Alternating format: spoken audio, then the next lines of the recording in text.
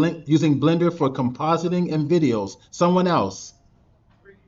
3D printing. Excellent. Someone else. Animation. Someone else. 3D assets. Next. What was that? Oh yeah, graphic novels. Great for graphic novels. Yes, sir. Video games.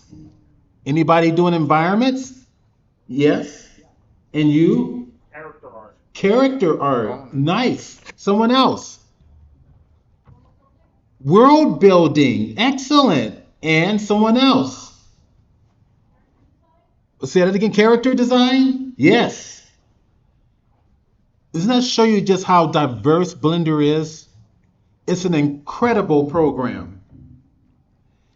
And we are, so we have, we had 2 minutes ago, so we're just talking until we actually start our presentation. But, what was that?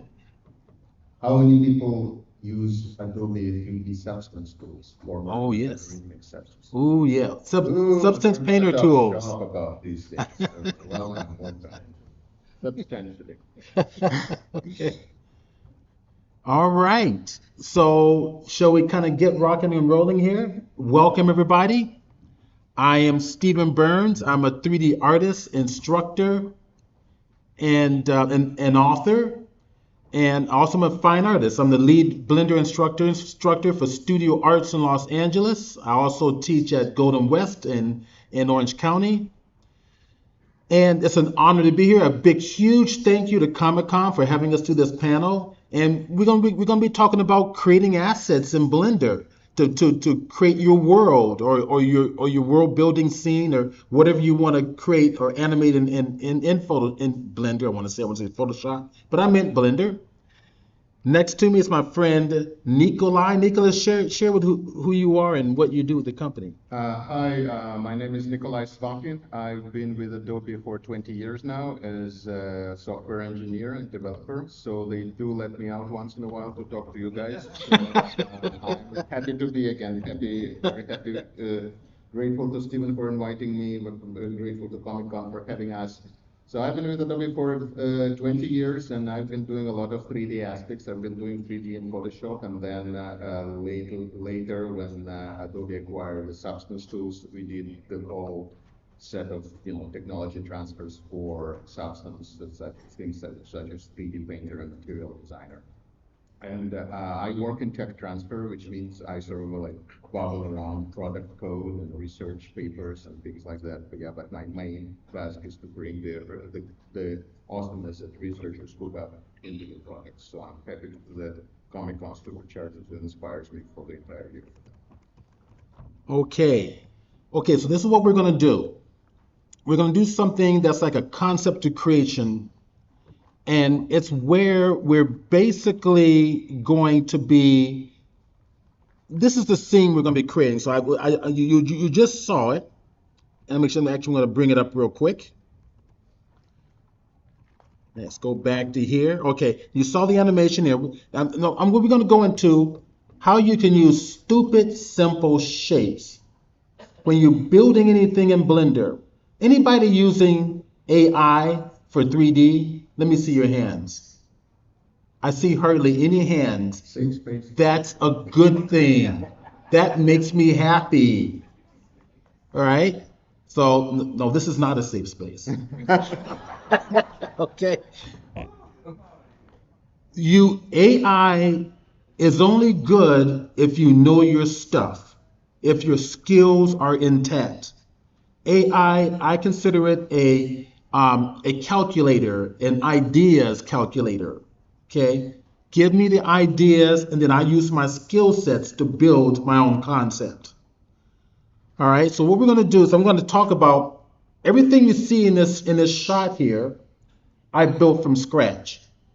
I won't have time to show you how I built everything. I'm only going to choose a few things. I'm going to kind of show you the workflow. But we're going to talk about the thought process that you should have when you're creating in a 3D animation program. It doesn't matter what program you're using Maya or Blender or whatever.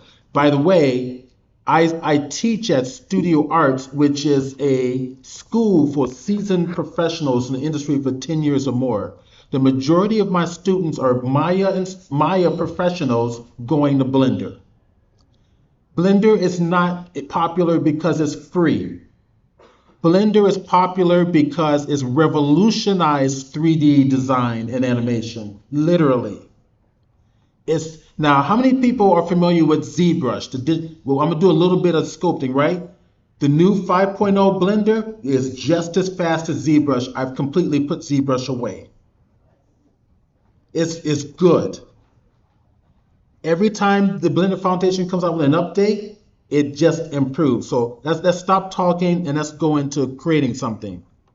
So I'm going to start with creating the interior, right? So basically, this is almost like a Hobbit house type of a concept where the interior is smooth around the corners, right? So it looks like it's been plastered on by someone on the inside. And then I put a little window in here. I'm thinking I won't have time to actually do the door, but I'll do a little bit of something here to show you the thought process here. Let's go inside of Blender and let's go to work. All right, so let's show you the actual interior piece here. So I'm hitting Control Spacebar. Wherever my mouse sits allows me to maximize that particular window. Okay, we're gonna go over here to the texture view, and you have a good sense of what I'm doing here, right? So if I kind of take this and rotate this around, you can see all of my assets and so forth. You see the tree in the background, which is interacting with the light. That's a little bit of animation going. And we're going to start with this interior piece. All right. Now, if we take a look at this just from the naked view here with no textures on here, Nikolai is going to be the one to show you how to texture this stuff. I'm going to start by showing you how to start creating. This is really simple. And if you look at the inside, you can see how I sculpted the details on the interiors of the wall. Stupid, simple, boxy shapes. Make it your mantra. Stupid, simple, boxy shapes. All right, let's go. I've opened up another version of Blender. Let me go over to there we go, right over here in the bottom. Blank page. Let's start working. Shift A. Shortcut you're going to use religiously for accessing all of your 3D content. Armature. Rigify. Human. Why? Why am I going to a human first? Now, if you guys have any questions, stop me and ask. Raise your hand. Nikolai will let me know if I'm not. Yes. Excellent.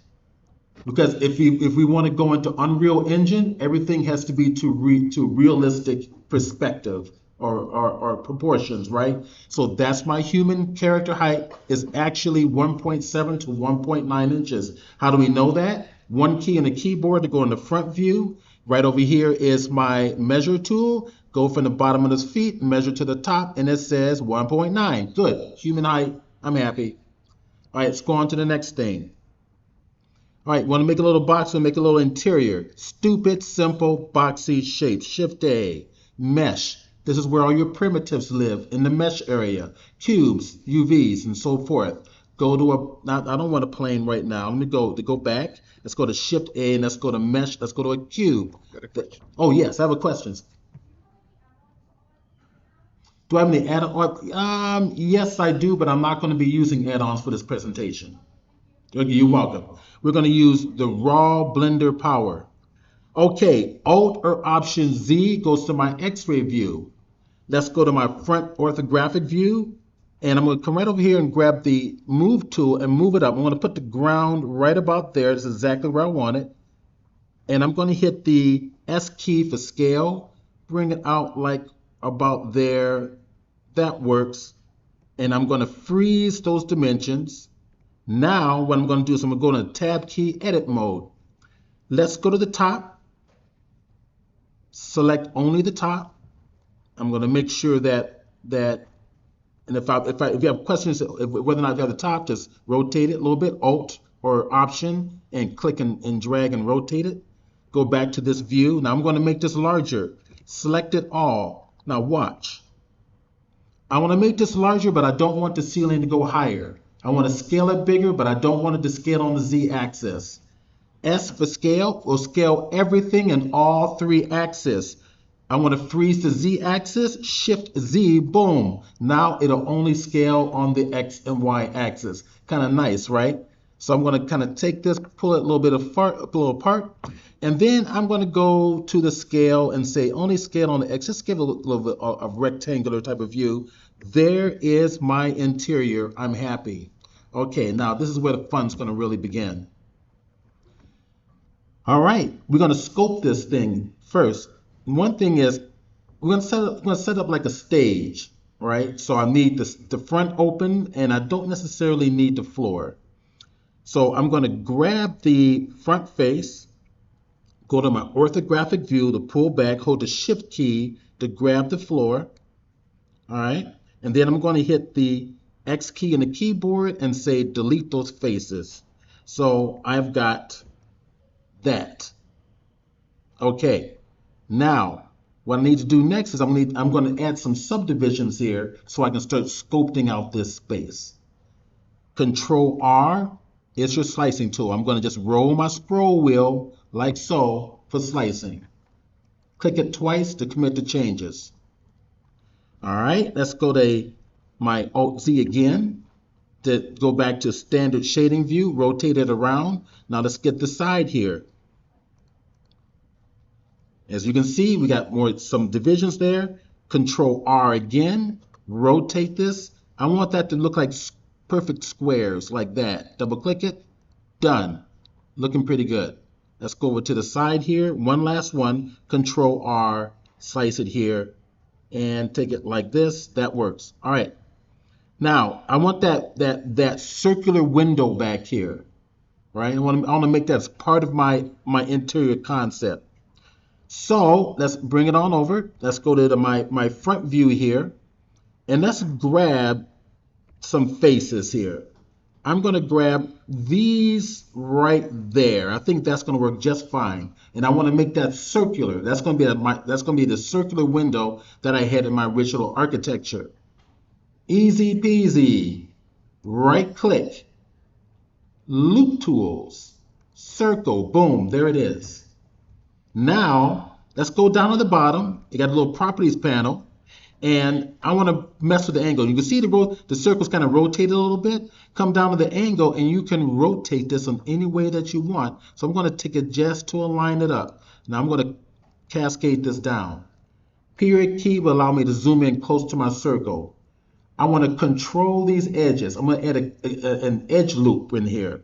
Hit the I key for inset. And boom, we got a little bit of an edge loop. That defines my circle. Now, let's define the actual circular wood shelving that's going to kind of come out toward us. So, again, I for inset, pull that on in right about there. That's going to define the window frame, I should say. Now, look at the edge between two faces. Double click it, and I created a edge loop. Once that's selected, I'm going to just rotate it to the side. First letter of the word extrude, E, pull it on out like that. There's my window. Go back to the inner, grab the first face, Control plus on the numeric side of the keyboard will extend out my polygons.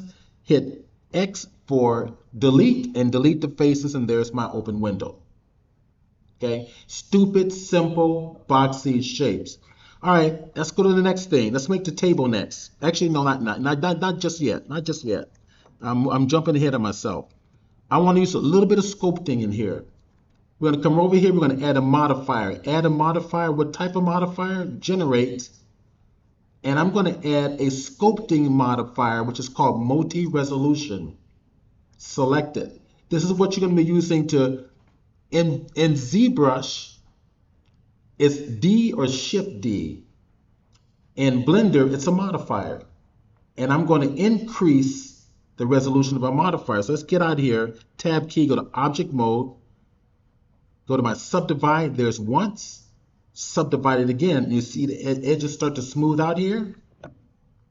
All right, so if you look up here, I'm using a walking pad. And I've got a stylus. And I'm going to paint my edges the way that I want to. I'm going to get into the paint mode or the sculpting mode now, just like in ZBrush. Tab key on the keyboard, go to sculpting mode. I'm going to resize my brush, and it's currently in my standard sculpting brush tool here. You can see what it just did. All right, I'm going to undo that for now. What I want to do instead is smooth out those edges. Hold the shift key and smooth it out. Right then, I'm going to just smooth it out because I want it to look like we're plastering the place a little bit. Okay, smooth it out. So shift, smooth it out. See that? See, it's nice and smooth. Now, Question. oh, I have a question. Who had some? Yes. Yes, it does matter which way your normals are facing, but if you ask me that question, I have to show you how to do the normals, and then that's going to take up time. So pretend you didn't ask that question. It didn't happen. Okay. Otherwise, I would love to show you all of that, which is why I teach a 5-week Blender Intro to Blender class, which if you scan that QR code, I will tell you more about that. All right, I'm gonna do one last thing, just to save time. I'll add one last modifier. Let's go over here, go to my modifiers tab, and we're gonna get out of here and go over to object mode once again, so that we can see what we've done. All right, starting to smooth it out a little bit. I want to add a little bit more detail to our plaster interior. Add a modifier, and we're gonna go to deform. We're gonna add a deformer, and we're gonna add displace. And I want to displace this with the procedural texture, and we're going to come right down and make sure I add a new texture to it. Now let's go to the bottom. Come right over here to, there's my displace. Add a new texture. Oop, that really went crazy there. So I'm gonna undo what I just did, and I'm gonna come down to the bottom. Let's see. There we go. There's my texture right there, a little checkered flag, and add a new texture. Come right over here, and I want the clouds texture. Okay. Now the clouds is going crazy, but we're going to tame these clouds. Do something like this. Make it bigger or smaller. Now it says I can only go to 2. That's a lie. I can go to 4. Put in 4. Boom. There we go. And that's what I want. All right. So there we go. That's our interior. Now let's go get our table.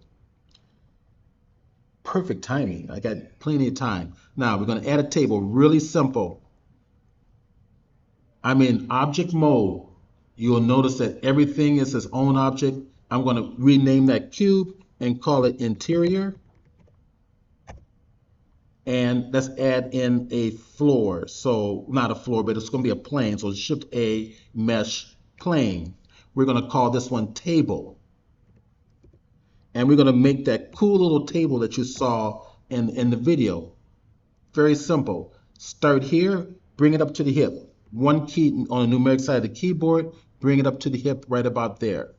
Okay? We want to match, proportions. I might want to make it a little thinner. So tab key, edit mode. Let's get into edit mode, make the table a little bit thinner. Now let's go over and make it a little bit thicker. I'll take it right about there. Then we'll come over, hit the number 2 key in the keyboard for the edge editing mode. And I'm just going to go grab the move tool and bring it on out like so. Okay. Select both edges. Stupid, simple, blocky shapes. Go to my number 1 key in the keyboard to go to the orthographic view.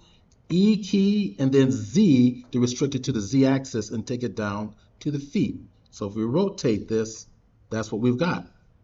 Okay, next, I'm going to go to the scale. E key for extrude. It's going to extrude everywhere. Right click to set it back. Push this out with scale. Move tool, bring it up. Stupid little shapes and moves. Now let's actually give it a little bit of character. Grab this edge, and we're going to use Control B for bevel. Pull it out, rotate it with scroll wheel, more or less, your choice. Do the same thing for the bottom. Grab this one here, that one there, and Control B once again. Pull it on out. Now you notice I only selected one, so let me go ahead and rotate it around a little better. I had the wrong thing selected, so let me rotate it around. You always want to kind of get in, rotate around as much as you can so that you know you're selecting exactly what you need to select. I'm gonna get in a little closer and Shift and O together will pan it. So now Control B, pull it on out. There we go, both sides, because time is money. Last thing, modifier. Go back to the object mode. Grab the little blue wrench. Add the modifier. General, solidify. Down on the bottom of my solidify modifier are my properties. Thicken it up. There we go. We got our table. Stupid simple shapes. Is that making sense so far? Let's do a chair now. Simple chair. Perfect timing. So now, just do the same thing. This is going to be fun. You can see right over here is my 3D cursor. Everybody's aware what that 3D cursor is for? Who does not know what the 3D cursor is for? Okay. Blender has this magnificent workflow. Wherever that cursor is where any object you bring into Blender is going to appear. There can only be one 3D cursor in Blender. That is it. Only one. No more, no less. Shift right click tells me I can put the 3D cursor wherever I want. Click and drag and do it. So I want to put it right there because I want to put it right next to the guy with the chair. Shift A, and I'm going to come up here to, oh yes, go ahead and ask your question.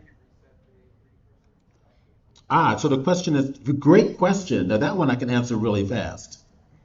So the question is where? How do I reset the 3D cursor? Shift S is your options for your 3D cursor. Cursor to selected, or the selected item to the cursor, or cursor back to world origin. Shift S. But I don't want to do that. I want to kind of bring it over here. So Shift right click. I'll put it somewhere like right here. Now Shift A, Mesh Cube. All right, that's going to be my basis of my chair.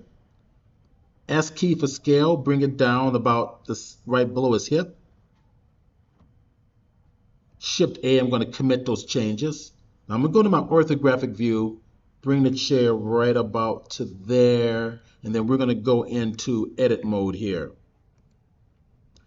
All right, select the chair itself, and this is where we're going to have some fun.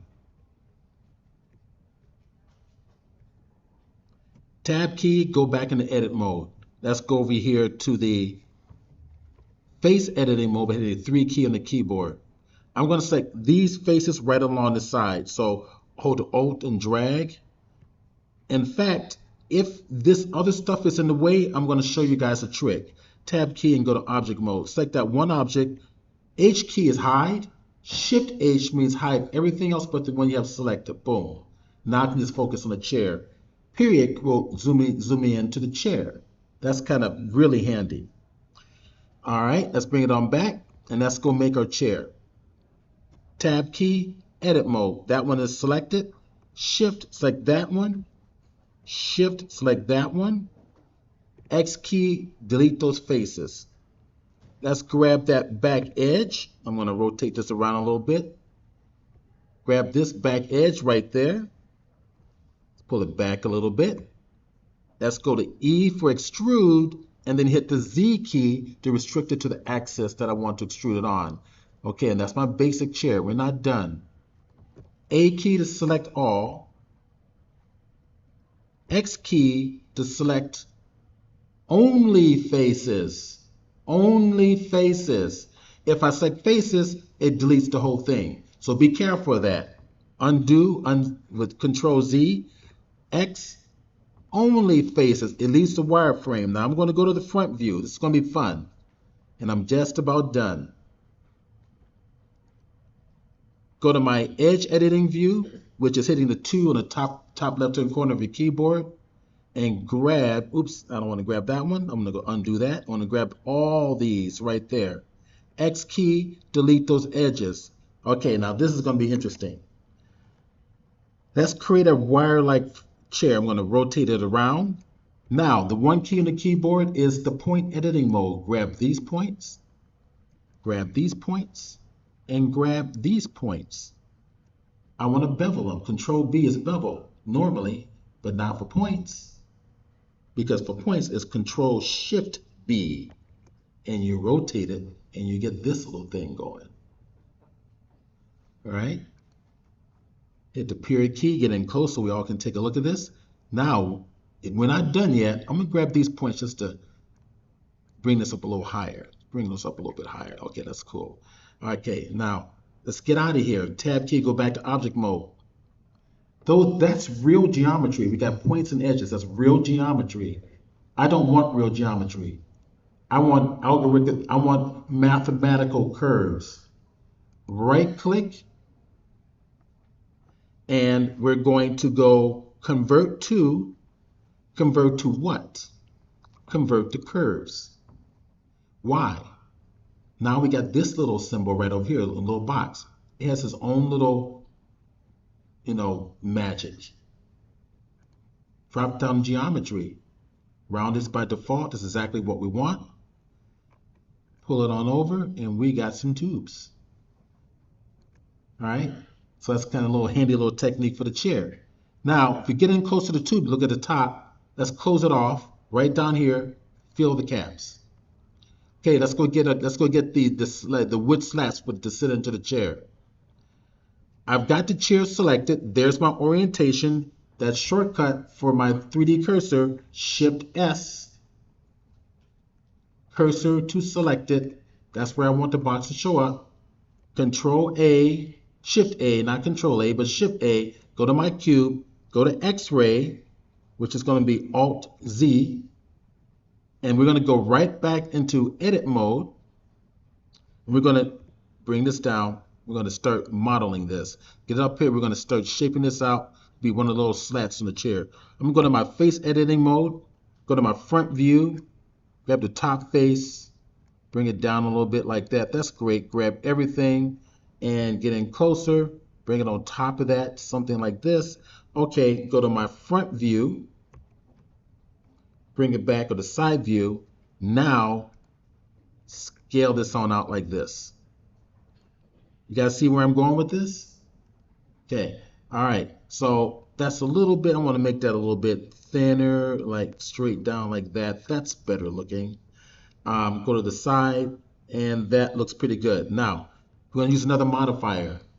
Get out of here, object mode, and matter of fact, let's go back to standard visual. Now take a look at my orientation. It's moved a little bit because originally the cube was way down here. I want to readjust that orientation. Got questions? Oh, yes. Oh, yes. That's right down here in your model. See that there? So that's where you put your dimensions. So if, for example, if I brought in another cube, like, mesh, and go to cube, right down here are your dimensions. Good question. Any other questions? No? Oh, yes. That's not a question. That's a statement. That's saying, Steve, get your ass in gear and make the damn array. It's not good. Okay. I was just going there. So here we go. So there we go. Right click, set the origin, reset it back to the center of your object. There we go. It's that easy. Now let's add the array. Modifier, add the modifier, generate array. There it is. How many do I want? Let's say 3. How much space apart? I can just move this like this, either direction. Move it. I'm going to move it back this way, right about there. I can probably do one more. No, it's too much. They're too thick. I want to make them a little thinner. Easy peasy. Right click, edit mode, and just make it thinner. See, and they all, because they all react because they're all instances, right? So now I can go back to my object mode, push this on back, and just add one more. There we go. Now, once that's done, we're almost done. Got 3 minutes to go before we go to Nikolai to show you texturing.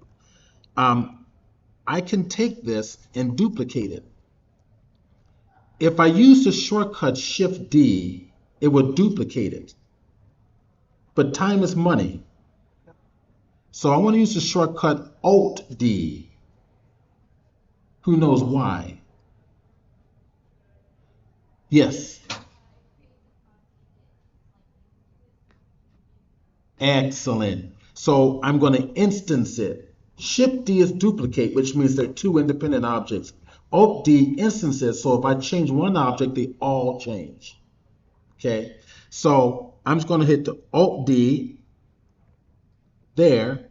I'm almost. Alt D, sticks to the mouse, right click to set it back. Just bring it on over like this one. Rotate it. The shortcut to rotating is the R key for the rotate. I'm going to rotate on the Y, by the way. R key for rotate. Hit the Y key for the direction we're going to rotate it on. Then hit 90 for the degrees. Hit enter. Pull it on up. Let me get it to the top. Like this. Let's kind of rotate it around. Take a look at it. That looks pretty good. We need more. I need to push this back a little bit. Now, add more with my modifiers, completely non-destructive, okay? Now, one little trick I'm going to show you, then I'm going to let Nikolai take over. Remember, we instanced this. This is where it's going to get really handy. Tab key, go into edit mode now. Control R is slicing. Slice it up like this. Lots of slices. There we go. Now I want to take one slice in the dead center, right there. Just that one slice right there. And I want to warp the seat a little bit because I wanted to mold to her body just a little bit. We're going to sit in it. It's going to be a nice, comfortable feel. It's not going to be so hard and flat. So we're going to use something called proportional editing. All right. So if I come up here to the top, it's going to be that one right there. I can click it now or use the shortcut key O on the keyboard. Hit the O, it highlights. Hit the G for go, or is it go or grab actually in Blender? G for grab, and guess what? You get this big round thing. And I can adjust that round thing to adjust whatever I want, however I want.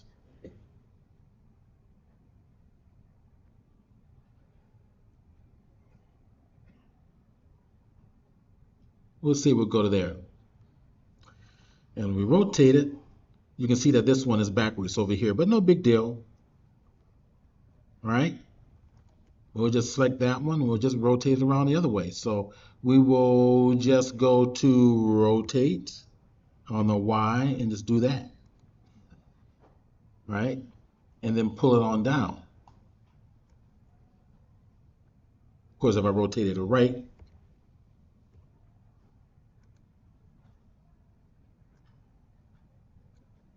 okay, stupid, simple, boxy shapes. Some just dumb little techniques that you can do to create a lot of great things for interiors or whatever you're creating. Any questions before we go to Nikolai? None? Am I that good? Yes.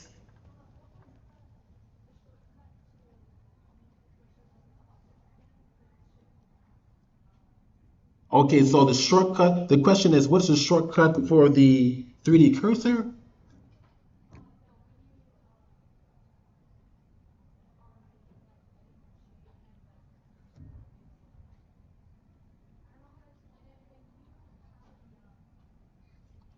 And speak louder so I can hear you. What about, okay. Oh, no, well, okay. So you're asking about how to bring an object in or how to transform an object? All right, if you remember, let me know. That's it? No other questions? We had another question over here. Oh, we have another question. Yes. So you can go back to edit mode on your room. Yes. Use the ability to see the sculpting, right? If you go back to like, That's a great question. Let's go back to it. I'm in object mode. So the question is, remember when I actually did a sculpting on the room? I'm gonna hit the Alt H to make everything come back. Okay. His question is can I keep editing on this? Do I lose this? Watch. Tab key, edit mode, boom. What the hell is going on here? Right? What's going on? Where's my sculpting technique? Blender is one of the very few 100% non-destructive 3D programs on the market. It remembers everything you do. So if I go back to object mode, it goes back to sculpting. Why? Because you selected of this modifier called multi-resolution that reacts with your painting, with your sculpting tools. If I take the monitor and turn it off, boom, before, after, before, after. is there a way to see the scope result while you're in edit mode, or is that not a? Yeah, if I just real quick, edit mode, watch. Oh, you know what? Maybe in multi-resolution you don't. No, I don't think so. In other modifiers you do. That's right. Like if you use a subdivision, you can still see the sculpting. Yes, you do, but here it doesn't seem like I have that ability. Oh, yes. You can apply multi-resolution. Resolution is selected, drop menu, apply it, and it goes away, and all you have left is real geometry. All right, I'm going to stop. Nikolai's next. Now, Nikolai is going to come in and share with you how to really bring life to these stupid, simple boxy shapes. Add texture, add wood texture, steel texture, or brushed metal to really give them character. This is going to be fascinating. All right. Again, my name is Dr. Nikolai Svakhin. I'm a principal scientist at Adobe. You can find me on Threads with Nikolai 3D tag. So yeah, if you have any questions or follow-up ideas, just let me know. Again, I'm a tech transfer architect. I'm a software engineer, so all the art, everything that you're going to see today is basically going to be engineering art. So imagine you're seeing Photoshop for the first time and somebody takes out a brush tool and says, hey, look, pixels, brush tools. So that's the level of art you're going to see from me, but you'll know what's possible. Again, your creativity is what inspires me. So the first thing I wanted to point out is there's a lot of 3D tools out there, and whenever you set up your own creative pipeline, you sort of need to know which tools you are using. And once you start using the different tools, the challenges come in because you have to transfer assets. And unlike simple image 2D assets, the standardization is not full yet. With image, you can sort of say, okay, you can have a 2D image, you can have JPEG and PNG, and you're pretty much set. Maybe you have something multi-layered, but that's the level of complexity you're dealing with. Now with 3D, as you were hearing, we have a lot of stuff, right? We have non-destructive primitives, we have triangle primitives, we have normals, we have texture coordinates. There's a lot of stuff to transfer. So the challenges are there, and transitioning between Blender, Substance, and let's say Unreal for whatever you want to put the assets in, that's a real challenge. So I'm going to be focusing strictly on texturing. And for texturing, when we're talking about texturing of 3D assets, you usually just talk about materials. So what is material? I'm just going to give a quick overview. The material is it's a model, it's a mathematical model that defines how a surface interacts with light. Like that's what we perceive in the world, how a surface scatters the light, and it determines visual appearance and realism. And it's not just textures, there's a lot of material properties. How many are material properties? Well, let me introduce to you the mathematical concept of the rendering equation. It's my favorite part of the presentation. It's just Wikipedia source, but yeah, the picture in the slide is supposed to make it clearer. Doesn't work. Anyway, you've got a really complex process here, but really complex mathematical model to clear it up. Let's jump to the next slide. That will clear it up for you. The point is that we don't want to do this. We don't want to solve the entire math. So the point here, one of the point about material is like every CGI, every shaded triangle that you have seen ever that's been generated by the computer has been approximating this rendering equation.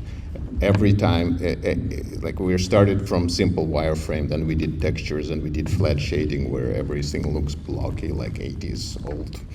CGI. Then we started using more advanced shading and more and more. We've got more computing power in the computers, and now you can run a lot of the advanced shading computations on your phone. So the hardware support is there. The more hardware you have, the better shading become. But it's all just the approximation of the rendering equation.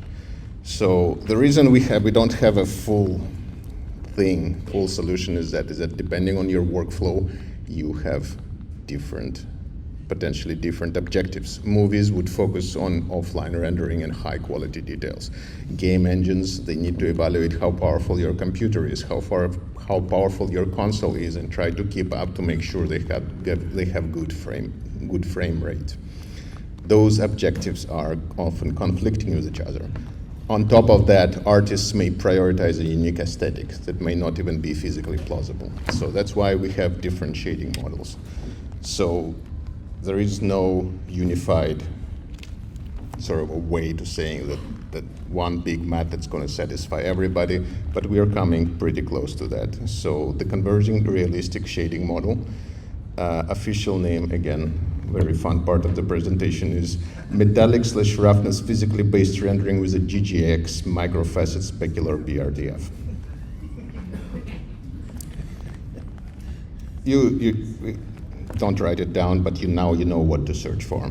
So the good name, got 10 minutes, all right. So the short name for it is PBR. So basically across Blender, Substance 3D Painter, and Unreal, it is close enough. So if all your tools are supporting PBR, just memorize that. PBR is good because it's going to look consistent across many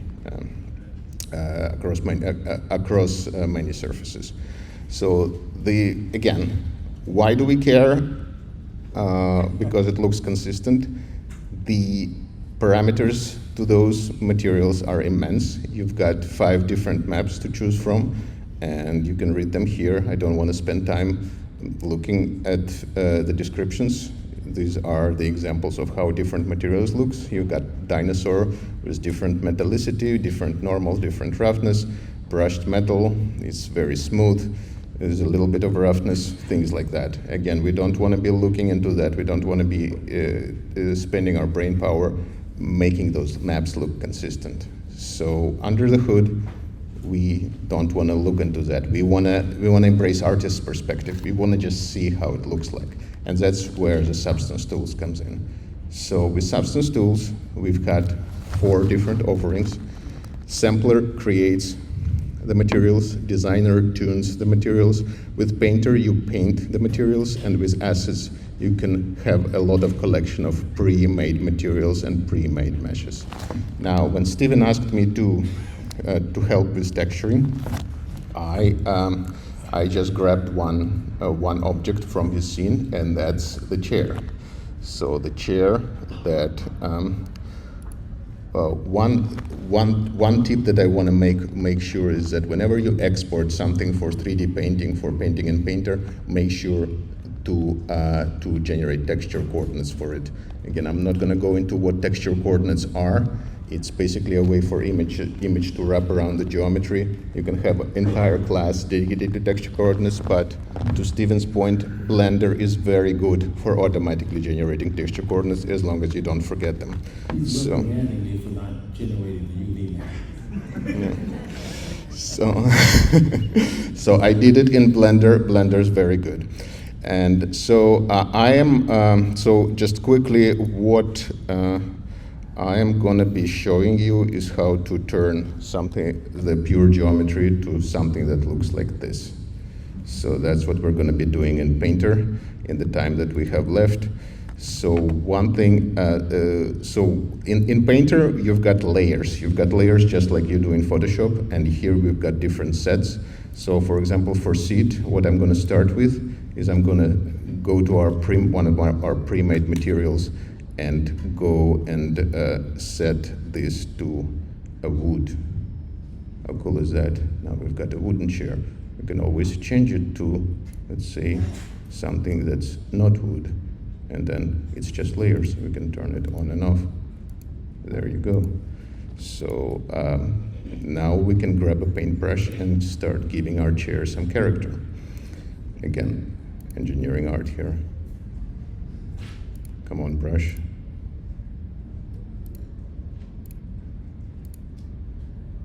I'm gonna have to create a painting layer. I'm gonna create it here, and I'm gonna start. I'm going to select the material. I'm going to start painting over there. There you go. Now you have, again, this is all just layers. How many people are familiar with layers in Photoshop? There you go. Same thing. Toggle on and off. It's within the thing for the painting workflow. The thing is non-destructive. Unfortunately, you do have to lose the parameterization of the mesh. So one thing that I wanted to demonstrate to you is this thing called baking. And that's the first thing you do, which is this model already has. That's the first thing you do when you import model into Painter. You press bake and you just say bake selected textures.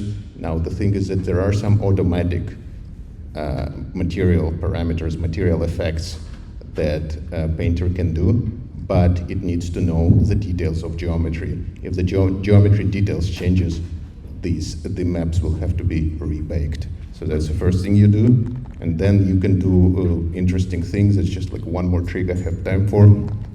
Is this is called the metallic wear trick? Is where we add yet another layer. And first we add a fill layer. Let's say we're gonna add. We say we're just going to do floor metal, and it doesn't look that interesting. We can do tiling a little bit. Again, it's all up to you to create, but you can do tiling, you can do rotation. But I want to show you something else. What you can do is you can create a black mask. Black mask is just like a layer mask in Photoshop, means nothing is visible.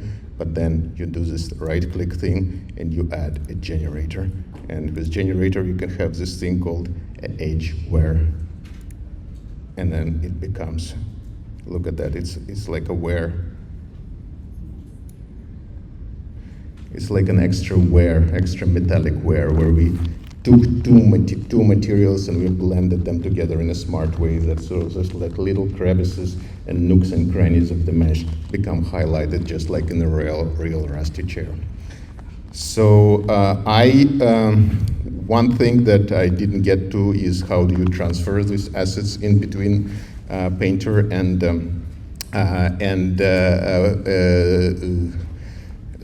Blender. One thing I wanted to tell you is I actually wrote a lot of scripts for it that are automated, that are automated, and I'm going to have them up on GitHub. I'm going to send them to Steven whenever. So if you got on his mailing list, you'll know where to get those scripts. So a lot of times there's a lot of there are Python scripts that are available to you, and you can automate a lot of stuff with it in Blender. So my server, one takeaway you have is summary: start small, expert meshes with as a FBX with UVs. FBX is an interim format that I forgot to mention during the main demo. In Substance Painter, you do the bake texture to encode the fine detail of the geometry. So Substance Smart Materials can provide you with fine effects.